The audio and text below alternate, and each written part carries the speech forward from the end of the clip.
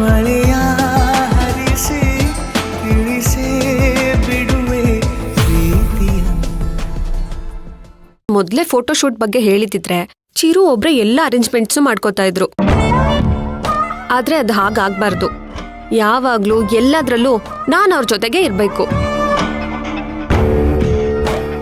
ಆಗ್ಲೇ ಅಲ್ವಾ ಆ ರಾಧಿಕಂಗಿಂತ ನಾನೇ ಬೆಸ್ಟ್ ಅಂಡ್ ಬೆಟರ್ ಅನ್ಸೋದು. ಕರೆಕ್ಟ್ ದೀಪಿಕಾ.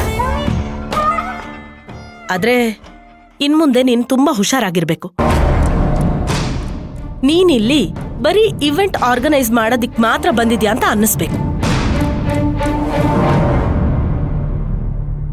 ನೀನು ಪ್ರತಿ ಹೆಜ್ಜೆಲೂ ನನ್ ಮಗನ್ ಮನ್ಸನ್ನ ಗೆಲ್ತಾ ಹೋಗ್ಬೇಕು.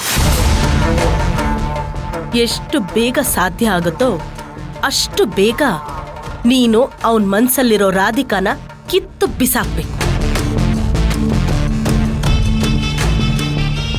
ಏನ್ ಪ್ರಜ್ಜು, ನನ್ ಭಾವಿ ಸೊಸೆ ಬಗ್ಗೆ ಏನೋ ಮಾತಾಡ್ತಿರೋ ಹಾಗಿತ್ತು.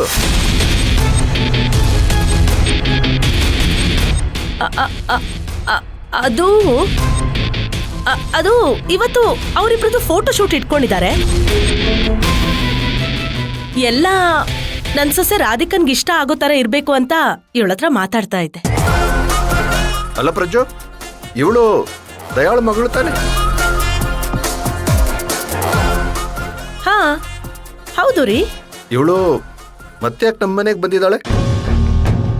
ಅದು ಅಂಕಲ್, ನಾನೀಗ ಈವೆಂಟ್ ಮ್ಯಾನೇಜರ್ ಆಗಿ ವರ್ಕ್ ಮಾಡ್ತಾ ಇದ್ದೀನಿ. ಓ ಹೌದಾ? ನನ್ ಮದ್ವೆ ಇವೆಂಟ್ ನ ನೀನೇ ಆರ್ಗನೈಸ್ ಮಾಡ್ಬೇಕು ಅಂತ ರಾಧಿಕಾನೇ ಕರ್ಸಿರೋದು.